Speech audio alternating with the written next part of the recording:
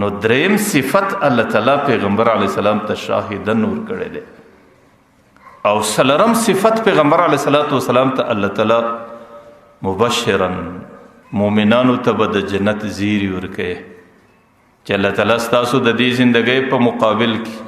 د دې تکلیفونو په مقابل کې د دې عبادتونو په مقابل کې او د دې مشقتونو په مقابل کې تاسو له یو اجر او مزدوري تیار ګرځولې ده هغه مزدوري ستاسو لپاره د جنت او چې کله تاسو جنت لورسئ قیامت لورسئ او ازلفت الجنة للمتقین او جنت به دې پرهیزګارانو نیک عمل انسانانو ته الله په قیامت کې راښکاره کړي را قریب به کې را نزدیک به کې او د بل صفت د پیغمبر علیه السلام نذیر دی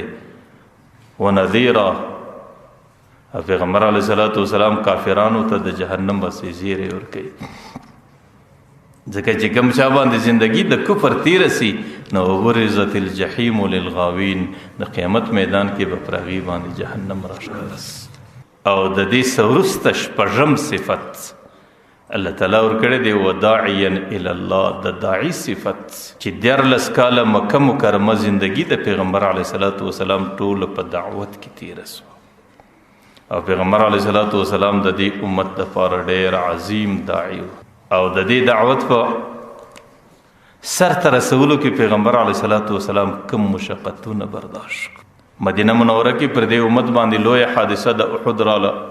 چې 80 کسان شهیدان او د پیغمبر علیه السلام بدن مبارک ټول په وینو باندې ولړل لیکن حضرت عائشہ مبارکه ورته د الله رسوله پر تا باندې د احد د ورځې زیاته سخت ورځ په خپل ژوندۍ کې رااله پیغمبر علیه السلام ورته وویل عائشه چې زکله د دعوت په میدان کې هم په مکه مکرمه کې او ما بنو ثقیف قبیله ته په طائف کې دعوت ورکړې او هغه په کم ظلم او ستم باندې زرا رخصت کلم او زه چې بطن نخل مکی ته رالم او زه د خپل قوم د انسانانو په خاطر باندې مکی ته نسوم ورننه وتلی او دی وخت کې زه په ډېر پریشان وم چې څوک به چې هغې به ما په پناه کې واخلي هغې به ما ذمواري واخلي هغې به ما در خپله کور او در خپل ځای پورې ورسوي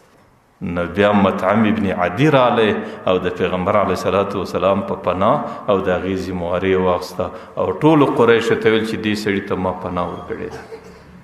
که یو چا دې ته تعرض وکړي بیا هغې تعرض داسې دی لکه پر ما باندې چې وکړي